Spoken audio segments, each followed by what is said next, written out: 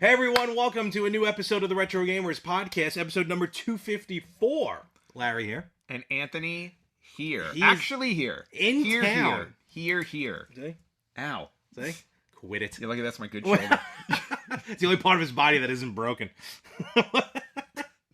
Into the pops. What was that from? What? What is Yeah, what is that Wait, from? I feel Ghostbusters. it might be Ghostbusters. It just kind of, it just rocks. It was when he, all right, here we go. It's when he walked in the beginning of the movie. Oh, yeah. In the library. Yes, yes. He's like checking everybody. There's a guy just standing there not moving. And he said right at the beginning. And I have that pop out right there of the ghost. There you go. So, all right. So there we have it, folks. Yes, Anthony's in town. I am. Do you care to share? I mean, at this point, it happens beforehand, but Yeah, well, I'm a few days out from running the New York City Marathon. I don't know why, but yeah. You know what? I don't even know why. Because my body has basically told me to stop the entire time. Run for fun. Run for fun? What is that? But I don't just play video games, folks. Well, we could have talked about maybe stadium events and world-class track meet, I guess. No, those are too exhausting. The power pad, Yeah, just get on the floor. No, can't handle the power pad. I'd rather run straight. Yeah, that's true. Like forward motion, please. So, but nevertheless, good luck. Thank you. In the marathon, Thank we'll be rooting for you. Thank you. So I'll drive next year. We do a live podcast. That could be really cool. We're at mile 13. How you holding up, Larry? Well, I'm in a Vespa, so I'm doing just fine. It'd be great. You have the little horn. Mad. Tell people to get out of the way. Meep. Excuse me. I'm delivering pizza.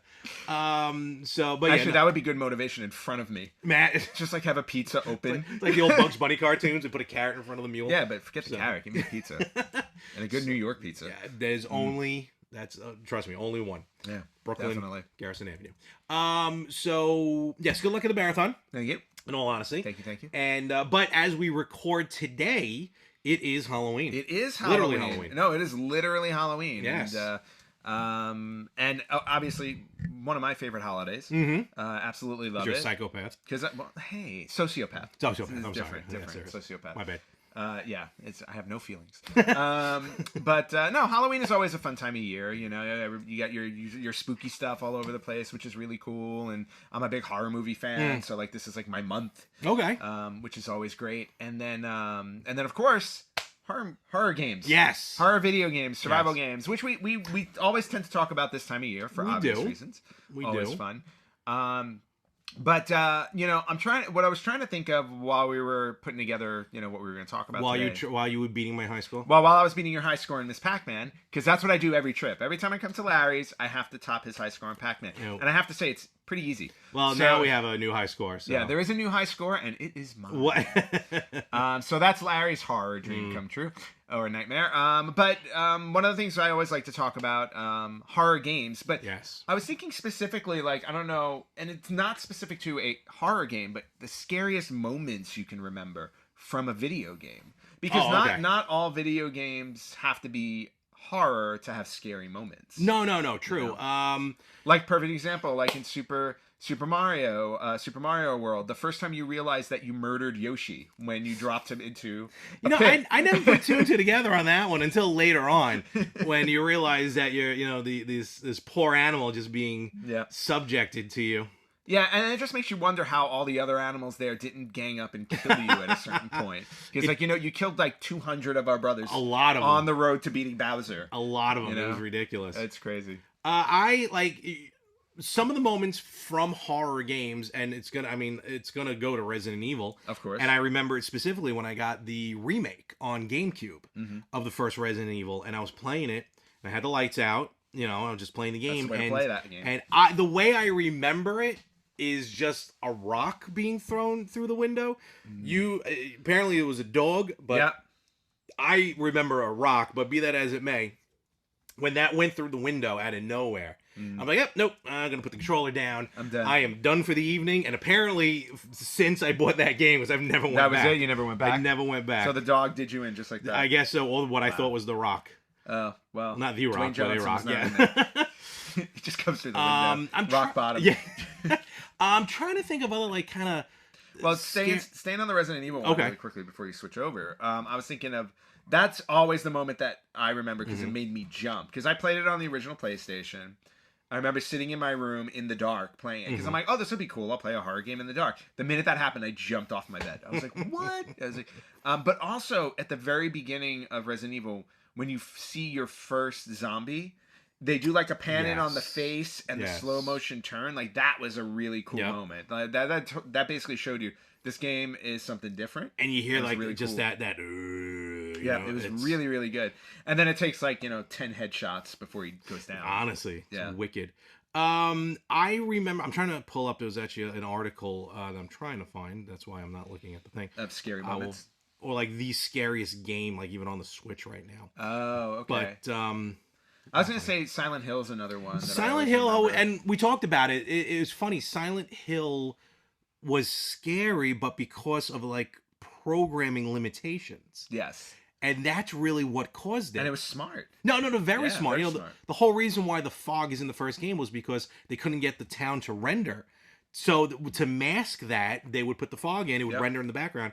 Then it would show up. And inadvertently, that ended up making the game. It made the game super scary. But then on top of that, like the creatures they created for it. Like Pyramid Head and like the nurses with like the barbed wire-y. Something like around their eyes or something. Yeah, it was just like just all kinds of creepy. And I actually remember when the movie came out. Yeah. I went to Halloween Horror Nights at Universal Studios, and they did a Silent Hill maze. Ooh. And it was really good. That like they had the Pyramid Head guy, and he was on stilts, so he was big. It was really, really cool.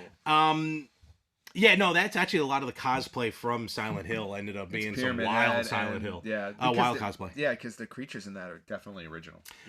As far as like just tense moments, I'm trying to remember. I remember for me personally that kind of got my blood kind of running, my heart running. And again, it's not a scary moment, but I guess I was a child, so I guess it was kind of scary. When I finally beat Contra, like that first time you get up to that beating heart. Oh, yeah. And just the more... gross. Oh, totally. And the more you shoot at it, the faster it's beating. Mm-hmm. And I remember getting all hyped up. Again, I was a kid. And I'm like, I have to do this. I have to do this. Yep. And like and trust me, I didn't do it on my first shot, obviously. No. So I died multiple times. Yeah, definitely. And I died just multiple times. And I'm like I'm getting tense as like a 9-year-old or whatever when I'm playing the game. Mm-hmm. And I remember when I finally beat him, I was like, all right, you gotta stop playing games for a little while because your heart rate is off the charts. So But I remember that was tense. I remember that. Tense. I remember when I first played Clock Tower on PlayStation. Ooh. Now I love that game, even though it's a very slow game. It's like a really story-oriented game. You're basically walking your way through a slasher movie. Yeah. But Scissor Man, who's the bad guy in that, like. The coolest thing about that game is like the idea is like you have to survive certain scenarios with him, and you do that by hiding in places. But you never know if he's gonna find you in there, and then he would find you in there, and then he would just freaking kill you with the scissors. I was like, and you're sitting there, and you're just like, oh god, is he gonna find me? Is he gonna find me? Is he gonna find me? We can kind of relate it to something more modern, and we're not gonna give any spoilers, but you beat Metroid Dread, and the Emmy in that is just. It's super tense. It's super tense. And I remember feeling tense just watching the trailer when it was announced, and then finally playing it. Yep. And forget about, obviously, they get more difficult as you go along, but just knowing they're tracking you, and then running like hell when they find you, it was... No, that part's fun, and even when you get the ability, like when you have the opportunity to kill them, I'm not gonna give it away, but like, and you start to try and do it, and they switch you into that slow-mo. Yes. And you're just like, oh god, am I going to do it? Am I going to be able to, do I have enough time before he gets to me? And then it's like, no, shoot, and then you run off. And it's like, yeah, no, it definitely has tension. Yeah. And any of those type of games that like have a chase, where something's chasing you, that's a dream that we've all had. That we've woken up in a cold sweat. And I play that regularly with Dead by Daylight. Dead by Daylight is all about that. But like even in that game, like scary moments are like Michael Myers in that game can stalk you, so you don't hear him coming. So like you're sitting there and like Dead by Daylight, you have to fix these generators. You're working on a generator and you turn your camera around and then he's just right there staring at you, and literally you jump out of your skin because it's like, oh crap! I was like, Michael's selling Bibles, and then you just start running. Selling Bible? No, he wants to go into space. Shatner. It's like, I have a Shatner mask. Well, Why can't I go into space? And like Shatner, he's now Inside Out. Yes, exactly. I'm trying to think of some other like just those tense moments, like you said. But a lot of times, like something's chasing me. Yep. But nowadays, with a lot, because I've got a couple of them on the Switch, like these movies that are games, and we're talking like with actual actors and actresses, they're actual film, but it's a game. It's basically you choose your own adventure. You make your decisions, and that's like the Dark Anthology series that's on PlayStation. Have you played those? I heard of it. I played the first one. The first one's decent. Or what was the name of the game with Hayden Panettiere? I played through it. Until Dawn. That was like one of the first ones that it was like that. And it was awesome. It was actually Hayden Panettiere and Rami Malek was in that too. I didn't realize that. Yeah. Really I have one is called Control. No, wait, Control? It's either called Control or the something. Now I can't remember. I'll look it up. I think Control might have been... Control is something different. Yeah, no. I thought there was a series. It was like Control and then Detroit Become Human. It was like from the same company. There is, but this one I bought right before the pandemic. Okay. And we were talking about this last night when we went to dinner. It stars the girl from Letterkenny, the sister. Oh, okay. How are you now, Katie? Michelle Milette. And it is called... She's funny. She's actually very funny on the show. Really but funny. in this game, it was... and it's on all consoles. God help me, I'm never going to remember the name of it. But in any event, it's basically what happens is the complex. Okay. That's what it's called. The complex. The complex. Did they make an actual movie out of it? Anyway, so it was the first game of this type that I played. And the problem is I played it right at the beginning of the pandemic, and it's all about, like, you know, they're working in a bio lab, and like this virus that they're trying to keep contained and everything. We might have to pause this. So we'll just do that. Oh, okay. Okay. All right. So we still got time. I'm currently in line to talk to who am I talking to? Like an airline. A robot. Yeah, an airline agent on chat. So they may interrupt our feed. They might. And you know what? And maybe I'll just talk to them while we're recording. Why not? Yeah. Well, you're currently 11th in line, so we got some time. We have some time. So, you know, with this, and you know, especially playing it at the beginning of the pandemic, you're like, oh, this is hitting home. This is hitting home pretty bad. Yep. But with those games, and it's full motion, and you choose your adventure, and you hear, like, the panic setting in the characters, and you kind of, like, want to play the game, and you're trying to make the right decisions, and it does suck you in. Yeah. Since then, I've bought, like, 2 others. I can't remember the names, and I haven't played them yet. But I'm looking forward to it. But something like that really got me into it as well. Yeah, there's one sequence in Until Dawn I was just thinking of where it's with one of the because the cool thing about Until Dawn what I like is like I think there are like 7 characters. Okay. And at some point you're controlling each one of them. You know, and you're basically your decisions determine whether or not they live or die. Okay. You know, but there's one sequence I remember where this girl like she's in a mine shaft or whatever it is underground. And Baby Jessica. Yeah, and this exactly. You know what? I think her name was Jessica. Ooh, how fitting. If you're old enough to remember Baby Jessica, welcome to the club. It's like welcome to our lives. But the killer or whatever it is starts to chase her, and you're in this chase sequence, and you have to make decisions as she's running for her life. And I'm like, I'm like sitting there, like I'm like, go this way, hide in there. And so you're there. Oh, she's dead. All right, we're back. And sorry about that little interruption, but I got my flight all. You're going home. I'm going home. I don't know if in one piece. But or when at this point. Yeah, at this point, who knows? There was a big mystery surrounding my return flight that I got all squared away. Giant Doberman involved. It was weird. Yeah, it was kind of fun. Maybe snakes on a plane. I don't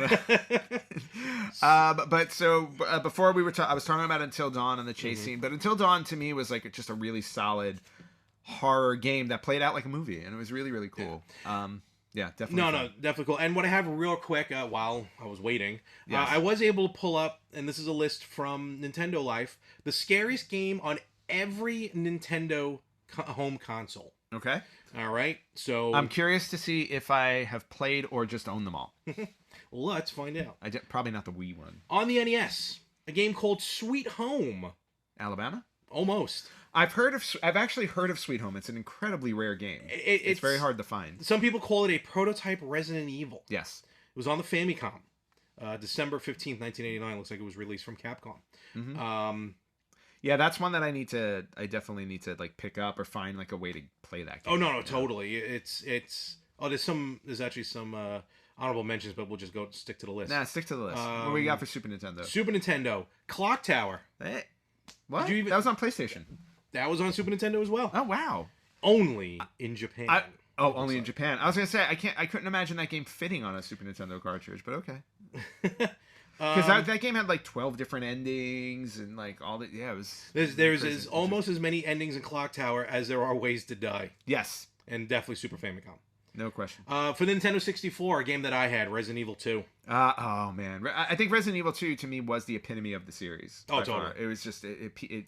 I don't want to say it peaked, but it definitely like that's when it hit its stride. I mean, that second one was just amazing. For the GameCube, which I think Rich talked about this before, Eternal Darkness. I want to play that game so badly. It's been on my list of games to play since I had a GameCube, and I just never bought it. And I think it's expensive, unfortunately. That one I think is worth paying for. So we'll see. Honorable mention: Resident Evil. Remember the dog corridor? Yep. Everyone remembers the dog corridor. Yep. I don't. I remember it as a rock. So a rock that barked and ran at you. Yes. Oh, wait a minute. And that's why the remake only has the window panes crack but not shatter on your first time through. Interesting. Wow, I've regressed something. On the Wii, Silent Hill Shattered Memories. Yeah. Wow, I've never. Well, the Silent Hill. Wii. Yeah, as I said, well, the Silent Hill series is one of those series where like I really need to go back and play. Yeah, right. I played a little bit of the first Silent Hill, but never played it all the way through, and then I just never went back. But like, yeah. Up next for the Wii U, this is via the Wii U eShop. Lone Survivor, the director's cut. I don't even know what that is. That's more like even though it's on the Wii U, it's an indie like 16-bit side scroller almost. Oh, that's interesting. Okay. It's a 2D apocalyptic adventure. Scavenge for food, try to get a good night's sleep if you can. Do your best to hide in the shadows from half-formed fleshy shapes. Ooh. So that sounds like fun. Absolutely. Okay. And then on the Switch eShop, a game called Sunless Sea Submariner Edition. No idea. There's nothing scary about a little boat out on the dark green sea. Oh, okay. It's a game where human souls are delivered by the crate and possible children made to snow. I don't know what that means. Oh. And blood and teeth slowly melt away on your travels. Little children turn to cocaine? Maybe. That'd be wild. That's a different kind of horror game. So, and then that's none of the handheld games. Okay. But pretty interesting. I mean, some honorable mentions I will mention them. Alien Isolation, if you're aware of it. That's a good one. La Place No Ma. I'm guessing I don't know what Japanese. that is. Resident Evil on the GameCube. Yep. And a game on the Wii U, Project Zero, Maiden of Black Water. I've actually heard of that one. Apparently anything that's on the water. Anything on the water is scary. Which makes sense, because I refuse to go on a cruise. Oh, really? I will not. I won't even go on the Jericho cruise. Wow. Something being... And my father did a lot of stuff on the open water. Like, he's got a history on the USS Kane. But me, I want nothing to do with it. Okay. Also because the toilets always break down, it seems like. Oh, yeah, that's fun. Cruise. So, I don't know. I've been on one cruise, and I really enjoyed it. Yeah, no, everyone loves them. Yeah, they're fun. So, let us know some of your favorite horror games. And we got some classics. Actually, fun to mention, I didn't watch it yet, new episode of Angry Video Game Nerd. And he talks about Halloween and, no, I think a Jason game and a Freddy game on the computer, on the Commodore. Yes, because he's been doing Commodore episodes. Well, I was actually going to bring that up because one of the scariest moments I've ever experienced in a video game was when my cousin was playing Friday the 13th on the Commodore 64. Does it play anything like the NES version or something like that? No, completely different. So you're on the campgrounds and there are a bunch of camp counselors all around. One of the camp counselors is Jason, but you have to figure out how to determine who it is before he kills off all the other counselors. I feel like you were telling me this, or maybe we talked about it with the Jason. No, like how to update Friday the 13th for the modern consoles. Oh yeah, or something like that. I think that's probably where you got the idea from. Yes. No, because that was going to be a mode in the Friday the 13th. That's game what it was. That's what before it was. The whole lawsuit thing happened. Gotcha. Where one person was going to be hidden. And became Jason when you find the mask. So, but in the game, you have to figure out who Jason was, and at a certain point in the game, assuming it was the council with the mask, right? I would think so, but no. But what would happen is, if Jason killed off all the other counselors and you were the only one left, this screen would pop up of a guy getting beheaded, and it was just like a machete and the head like flying off, and I just remember like. He was playing the game, and then this thing pops up, and this, sound comes out, whatever Commodore sound it was, to make it sound scary. And I friggin' like jumped 3 feet because I was like maybe 7. Oh yeah, years old. Of course. Why were you playing those games at that age? I wasn't. He was. Oh, okay, I was watching over his shoulder. I was at home playing my games. But I just remember jumping back, and that was friggin' insane. And then other Commodore games. Freddy, you remember? Yeah, there was a Nightmare on Elm Street game on the Commodore that was based off of Part 3, Dream Warriors. Okay. And you actually got to choose like which Dream Warrior you wanted to be. Oh, that's cool. And so, yeah, it was, and you were walking around the neighborhood and stuff. It was actually really interesting. Was that anything like the N60? The NES version? Nothing like it. There you go. No, the NES games were completely like new. Okay. Yeah, new versions. And then there was a Halloween game on the Atari 2600, which was incredibly lame. Oh, that's a classic one. Of lore and everything. Yes. I'm trying to think. Did I ever have a horror game like that? Yeah. Did you ever? I don't think so. Especially not for Atari. No, because I wasn't into horror, so I didn't. Yeah. See, I started watching horror movies when I was like 5 or 6. So. Okay. What? Oh no, that's a lie. I mean, I did watch Ghoulies, and I didn't poop for 3 weeks. So lightweight. Ghoulies freaked me out. Like, I don't want to be on the toilet. No. Okay. But no, I'm trying to think. I really never really had any horror games until like Resident Evil. Basically, no, honestly, yeah. So you were pure. No, I really like. So you were like 18. No, I won't lie. Even now, if I'm watching like a horror movie, I don't know why I would be, but if I was watching a horror movie and I know something's happening, I'll start to look at the upper corner of the screen. Oh wow. Yeah, no, I'm not good with jump scares. I'll remember that when I film a horror movie to put something in the upper corner of the screen. Because you're gonna have to watch it if I ever shoot one. I don't know how some of these people even act in these movies. It's ridiculous. Oh, it's great. You know, it's funny when you read interviews about that. I was actually just reading an interview about Scream, the first one, because it's the 25th anniversary now. And then the new one's coming out. And they were actually talking about how, like, they're like, when you're making a scary movie, it doesn't feel like you're making a scary movie. Because they're all having fun just on set and everything like that. So it's like, it's nothing to them. It's just the way that we see it. Exactly. Where it's like super scary. They're just like, they're acting, but otherwise like off of it. They're like, yeah, for the most part, they had a good time. I was like, I will say that. Do you see the trailer real quick? Do you see the trailer for that movie, The Black Phone? Mm-mm. Oh my God, it's great. Like, long story short, kid gets kidnapped, stuck in a basement. I think Ewan McGregor is the kidnapper. Okay. Stuck in a basement, but there's like an unplugged black phone in the basement with the kid, and the guy's just like, everything will be okay, but like, don't touch the phone, but it's unplugged. But then the phone rings, and long story short, it's his past victims calling the kid. But each victim got a little bit closer to getting out, so he has to wait for like the other phone calls to come in to get out. Yeah, nice. So that's actually pretty cool. Yeah. That sounds really cool. But no, I'm terrible with horror. So like, I'm good with the Resident Evil. Maybe we should do like a series on the on our show of like you playing horror games, like really good horror games. Probably, that could be fun.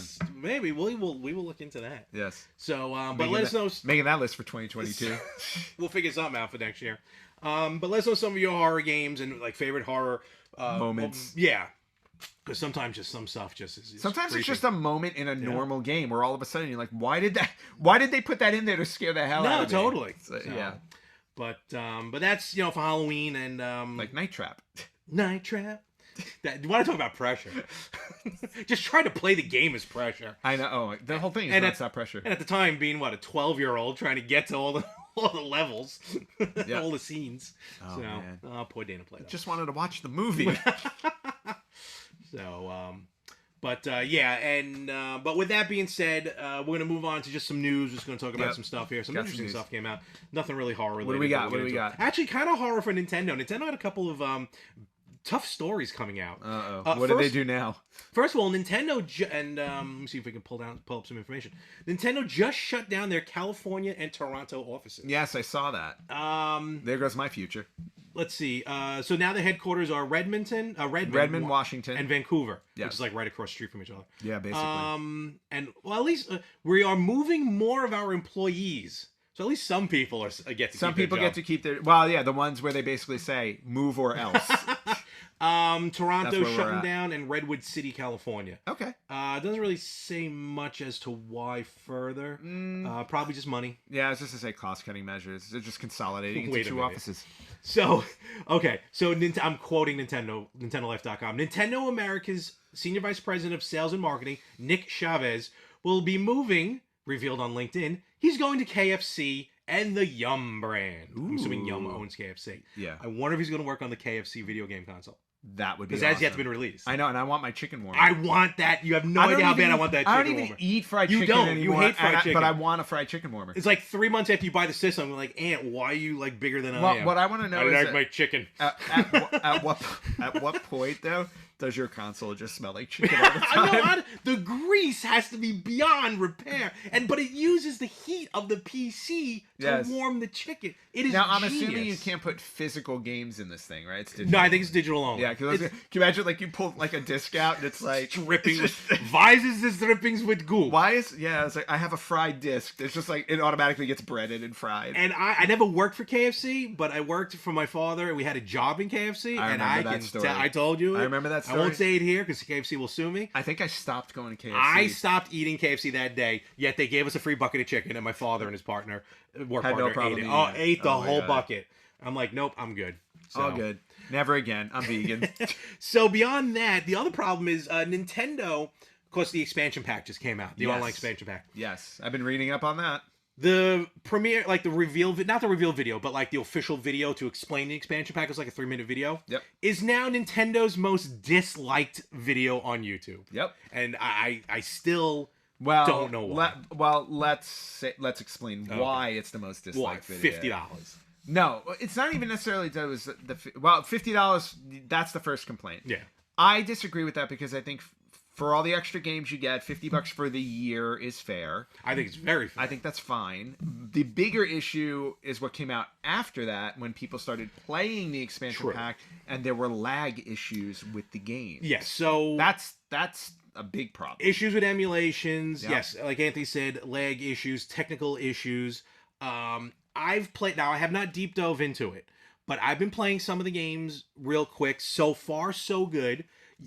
You know what? Since we're talking about Superfast, and you got to use, which I'm very happy it's compatible with. Mm-hmm. You got to use the N64 controller that I had from Nintendo, and how did it feel for you? It felt great. It was like having the old N64 Nintendo, where I'm like, I wish I had a third hand. Yeah, absolutely. For the other piece, but no, it was it was very very cool, very easy to use, and to your point. I got to test it while we played Mario Party Superstars. Yes, which is an awesome game. We'll talk more about that next week or in the future because you have to get it. I still have to buy it and play. Yeah, I got to play through. But thank you for helping me get coins and everything in the game. Oh, you're welcome. Happy to help with that. But yeah, so, I won the one game we played. I just want to point that out.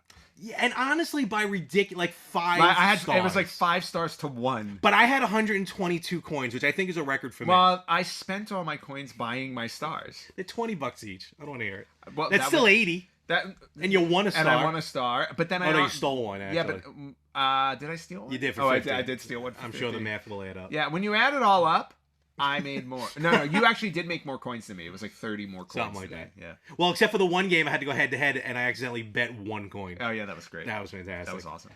You also lost a bunch of coins to Mario. I did. Well, again, we'll talk about it in the future. But it's an awesome game. Definitely pick it up. A lot of fun. But yeah, going back to the expansion pack, all these issues or whatever, I haven't come across them. But I remember, like, when Legend of Zelda Ocarina of Time came out on the 3DS. So it was the 3D version of the game. Yep. There was kind of like a warning almost saying not everything from the N64 version will be in this because of hardware. Right. Same with the GameCube versions. The bonus discs that we've talked about in the past for Legend of Zelda, Ocarina of Time, and Majora's Mask. Not everything works properly. Right. I feel like that's the case here, just someone forgot to put the warning up. Maybe. But no. But the more serious nature of it is lag. You can't play a game when there's lag. True. Which, again, I've yet to experience, so we'll see. You also probably haven't played the games that have it. No, specific games are well, they talk about Zelda. I tried Zelda. It felt all right. Okay. I tried Mario, and I tried another N64. I can't remember what the other one was. And again, so far so good, but excuse me, it'll probably be down the road. So we will see. Well, I would assume at this point they're working feverishly to fix it. Oh, I'm sure they're updating it. Yeah. They have to if they're charging people for it. We're sticking with the N64. This is some good news. 25 years later, GoldenEye 007 for the N64 is no longer banned in Germany. Why was it banned in Germany? It was banned in Germany because of the Media Harmful to Young Persons Act in Germany. I cannot say that in German. Guten Tag.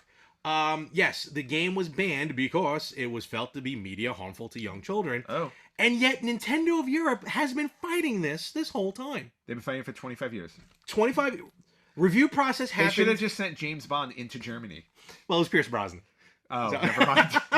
Never No, mind. actually, Pierce Brosnan is my favorite Bond. I gotta say, I loved his series of movies. I don't know what to say to that because I don't watch James Bond movies. Oh my gosh, I've watched so good. 2. Which ones? The first one with Sean Connery. Okay. And the Casino Royale one. So with Daniel Craig. Yes, I saw part of the Pierce Brosnan one with Halle Berry, and it was stupid. Oh, I think Tomorrow Never Dies. Yeah, it was terrible. Or Never Say Never Again. I saw like maybe 30 minutes of it, and I'm like, this is garbage. No, she wasn't in Tomorrow Never Dies, I don't think. But Whichever anyway, one- so whichever one hold on. was. Both Bond movies you saw, I think were called Casino Royale. Because I'm pretty sure the first one was Casino Royale, and then they used the title again for was Daniel it? Craig's Casino Royale. So you've only watched Casino Royale. I find that interesting. I don't think it was Casino Royale. The first Bond movie? The very first one with The Sean very Connery? first Bond movie? All right. I don't know these things. Give us a moment. But this isn't video game related. Let's get back to Oh, God, GoldenEye. I'm still recording. Get back to Yes, I GoldenEye. am. Yeah, no, so... So GoldenEye, all right, so 25 years. Actively requested by one of Nintendo European partners. Oh, there we go, partners. I wonder if this is to try and get GoldenEye onto the Switch. Oh, probably. So... That would be really cool if they did. First James Bond movie. Let's see. Dr. No. Oh, it's Dr. No. I That apologize. was it. Then what the hell was Casino Royale? It definitely wasn't there. Maybe it was the first book. Oh, maybe. All right. Well, All whatever. right, so I've seen Dr. Oh, No. fun fact, Never Say Never Again is not in the official lineage of Bond movies. Why is it there then? Because it's a Bond movie, but it's not a Bond movie. You know what? This is not a James Bond podcast, so I don't really want to ask. Let's move on. It's a fun fact. What other- I actually won a prize from knowing that. Yep. Oh my god. All right, let's move on. So hopefully we'll get 007 then on the Switch, because that game was phenomenal. Yeah, I've heard. I tried playing it. It used to give me headaches. Terrible. I'm sorry. Sticking to the scary news, we're getting some Luigi Mansion Lego sets, Ooh, which I think is actually really cool. That's kind of fun. We're getting the Lab and Poltergust, Uh-huh. the Haunt and Seek, and the Entryway. I still have to... I Luigi's played the first Luigi's Mansion while I was in Florida, because a friend of mine loaned it to me For the GameCube? for the GameCube. Okay. And I was really enjoying it, and I need to get a copy so I can finish it now. Yes. No, Because that, I've never played it. I've never beaten it. I've come far from beating it. But the first one was really good. The second one on the 3DS was really good, which you'll never have. But wait, did you ever download the third one on Switch? No, I haven't yet. Okay, that one's a good one as well. Yeah. So, But I definitely want to go back and play through the first one. yeah. But these Lego sets are actually really cool. Yeah, they do actually look good. So you can check those You out. can check them out online. They're available to look at. And also fun to note, which I just noticed the other day, I guess for Halloween, they are doing a free demo of Metroid Dread. Ooh, nice. So there you go. If you haven't Very tried nice. it. Yeah, so some fun stuff coming out of there from Nintendo. Cool. Some other cool news that I saw. Bloodstained, which is kind of a horror thing, you know. Such a good game. You know, when you suck up all that blood in the thing. Yeah, that part was a little gross. I pretty much, I think, have to restart that game because I don't even know. I left off with You were doing so well. I finally defeated the Vampire? Nope. I'm assuming that's the end of the game anyway. No. The Carpenter. Oh, that's right. You were stuck on the But I carpenter feel for a long like time. something glitched because I didn't get anything from him. No, it didn't glitch. You're fine. Oh, now I'm still stuck in the game. All right, anyway. All right. No. You just go back and play where you're at. You'll figure it out. It's like that's why my 12 hours on Dread, 3 of them are easily walking around. Yeah. Bloodstained Ritual of the 11 Night. hours. You didn't hit 12. It's like 10. Oh, that's right, 10. Yeah, 10 plus. But you don't have the fastest time anymore. I do between us. Well, between me and you, yes, you beat it about an hour less. Right, and that's all that matters. I beat it an hour and a half less. Let's be specific here. Let me go play Ms. Pac-Man. Bloodstained Ritual of the Night is getting an update with a new character. Ooh. So there are other characters to play in Bloodstained, and I think they actually unlock different parts of the game than you could with so I gotta go, Sonya, whatever. When is that coming up? Because so, I want to go back. I'll go back and play it. Well, I mean, there's a lot of other just general updates, okay. but they haven't announced who the character is nor a date. Interesting. But they say this, quote, "We are excited to bring this update to you and we'll have a full announcement." Oh, that's not the quote I wanted. I'm suspecting oh, here it is. A couple of people in the game. We can confirm that the new character is not from the world of Bloodstained. Oh. We have been working closely with a well-known partner to bring their character and a friend. Oh, and a friend into the game. I got not it. who I thought it was. I got it. It's a Belmont and Alucard. Castlevania. There is no chance in hell you're gonna see Castlevania hookup. You really think Castlevania? I mean, the guy made Symphony of the Night. Well, exactly. He's got a hookup.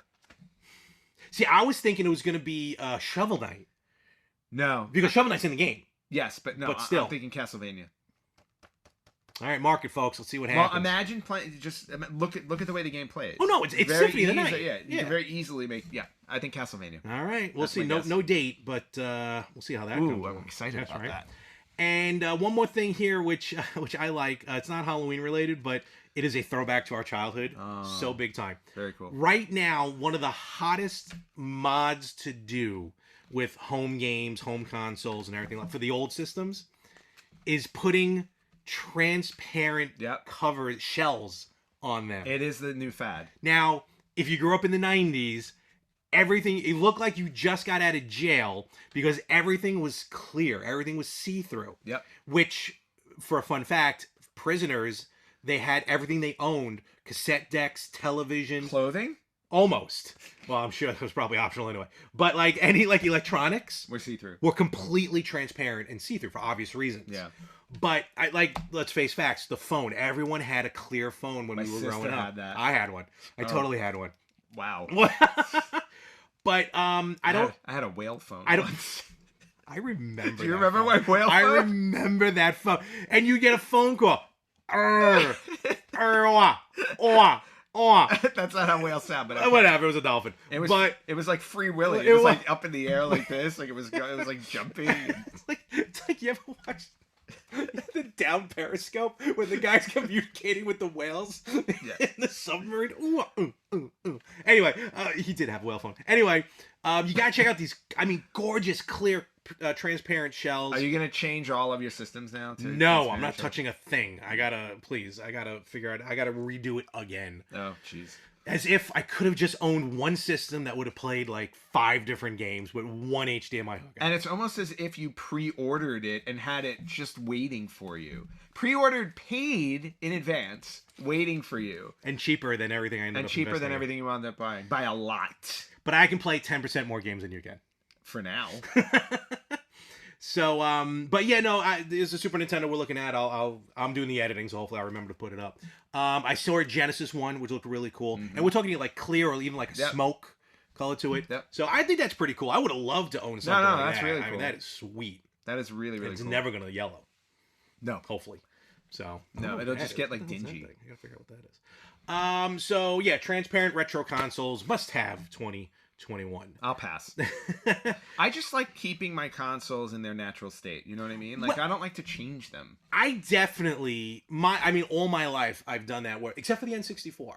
Like, where, like, if, like, a special edition came out, but you bought the special edition. Yeah. You didn't take your N64 and change it. Oh, no, because, it voided the warranty. I'm like, I can't do that. Yeah, that's what's funny about it. Nobody should void the warranty, but right now, do you think they'd uphold that warranty? Forget about it. Like, it's expired like 20 years ago. Where's that lifetime warranty? Nope, no such thing. So, they meant for their lifetime. It's like, we're sorry. Other than that, you know what? I'll talk about this because it's kind of like a zombie thing. There's a really cool video online where a Game Boy that was literally snapped in two. The board was snapped in two. Someone soldered it back together and brought it back to life. Oh, wow. So it's a zombie Game Boy. That's awesome. So there's still hope for that Virtual Boy I sent you? There is. I'm telling you. I'm going to put it back. I'm going to have Jake, Bill put it back together. Whatever his name is. We're going to see him today. That is true. I should bring it with me. Bring it. Because I'm bringing him my broken Sega CD to fix. We're just pointing out crap off. I know, exactly. And then you just bring your Virtual Boy. No, he looked at it. He was like, there's no way this is coming back. I'm like, all right. Damn. But definitely check it out on YouTube. Soldering a Game Boy Pocket, to be exact. Very cool. So very, very cool. From the dead. I actually knew a friend of mine, put his brother's original Game Boy in the microwave. Oh my god! And turned it on. And it was during a party. We were there when it happened. Okay. And we're like, "What's that smell? That smells like plastic." And it melted enough, but he was still able to play it a little bit. That's awesome. And then, of course, the very famous one that was involved during the Gulf War. Yes. They got blown up. That's like in a museum. It was at the Nintendo store in New York City. That's right. That still works. I mean, the thing got destroyed, but that's crazy. It still works. So pretty fun stuff. Other than that, I don't even know how long we're going, so I don't know if this is either way too short or way too long. We're probably way too long. So, but before we call it a day, one other thing to bring up really quickly that I thought of, because we live streamed it on Friday Right? Was that 2 days ago? That was Thursday.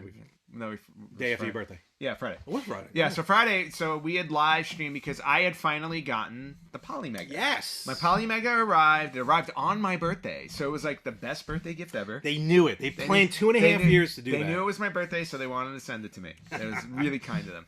So got it on my birthday. We did a live stream unboxing last Friday, so it's up on our page if you want to see it. Mm-hmm. And then we did a live stream right after that of just testing out the actual... Just turning it on and playing it. Yeah, turning it on and playing it, testing out the console, copying games over to it, like different games. So we tried like a Japanese PlayStation game, regular PlayStation, Saturn, Sega CD, yep. Just to see how it works. You want to borrow my TurboGrafx one that's written and misprinted? No.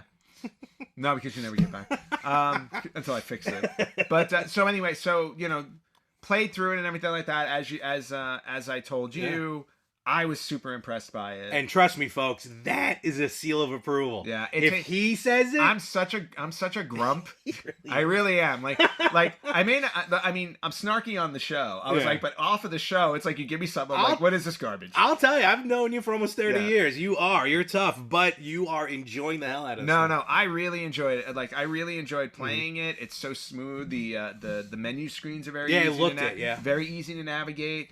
The database is easy to navigate. Like everything about it so far has been really, really, really enjoyable. And granted, I saw it through a streaming service through Facebook, so I don't even know if I got the pure form of it. But the games look crystal clear. They are very clean. Yeah, they're very, very clean. So, and there are versions where like I think you can even update.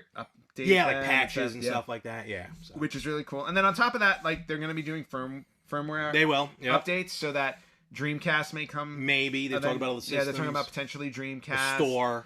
Yeah, there's going to be a store where you're going to be able to buy stuff, which is really cool. So all in all, like, big fan of it, and also the most important reason to buy it.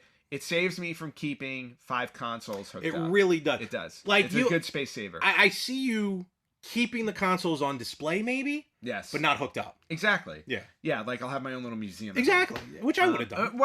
And that's what the Retro Freak did for me. Yeah. The Retro Freak took away all of my consoles. Yeah. All of my cartridge consoles. So now, like, I have that. I have this for my CD base, so I'm basically, was that the first 5 or 6 generations I'm set? Something like that, yeah, because like Polymega said that like right now there's nothing from 6th generation on that they're going to deal with for now, which actually I don't mind. That's fine by me. I'm fine with that. Yeah. It's like work your way towards it. It's fine. But but all in all, like very good. And then on top of it, maybe in the future I will get the Super Nintendo docking station pieces or whatever to add to it. Modules, that's what they call them. But but right now, just for the base unit, the CD-based games, I was totally impressed. I was very happy. I'm not regretting anything, but I'm totally impressed. Yeah, you're regretting it. I regret nothing. That's a lie. I regret a lot of things. I was gonna say, but you regret a lot of things, and when we turn this off, there'll be some You'll have tears. to console me. Yes, I'm sorry I brought it up again. You'll have to console me. I'll have to console. Oh, God. Thank you. On that note, yes. All right. Ant, where can they find us? Why not do it live? Right here. Well, they can. Like, don't tell them where I am. No, they know where I am. Everybody knows where you are. They do. Look at me. You can't miss me. If you want to beat Larry's Miss Pac-Man score, here's his address. Just strangers lined up outside the door. Name, number 54. You ready? Number 54. You guys can find us on Facebook.com/RetroGamersPodcast, on Instagram @RetroGamersPodcast, on Twitter @RetroGamersPod. You can watch us on YouTube and IGTV. You can listen to us wherever you listen to podcasts, and you can email us all of your hate mail at email@theretrogamers.com. And contrary to what it looks like, me and Anthony are actually sitting next to each other. We actually are. It doesn't look right. This says a lot from me. It really does. We're doing this bit again. Yeah. If you're tuning in late, if for some reason you start the podcast halfway in. Start the podcast 6 minutes in. It really says a lot from me, like I said. But in any event, Ant, it's great to have you here, in all honesty. Great to be here. Thank you for having me. No, truly. And good luck on the New York City Marathon. Yeah, which reminds me, I will not be on the show next week. Larry will have a replacement. Oh, that's a good... I didn't even think of that. No. I'll be next to you. I don't know if we talked about... Did we talk about this? I can't remember if we talked about this. No, we talked about live streaming you on the Vespa. That's right. Right. I'll be right next to you. And we'll be talking with a hoagie. Yeah, that'll be great. No, actually, you could technically follow me in the stands where people are. Be cutting through. Excuse me. Doing a podcast. It's Curtis Lee we're doing here. Doing a podcast. Okay. But no, actually, thank you for. I didn't even honestly, I didn't even think of that. Well, I'm gonna be busy. So, well, Saturday you won't. I'm gonna be prepping. He's gonna be running in place for 9 hours. No, doomsday prepping. Next of kin. All right. Well, again, good luck and all joking aside. And with that, folks, we'll catch you right here. I will next week on the Retro Gamers Podcast.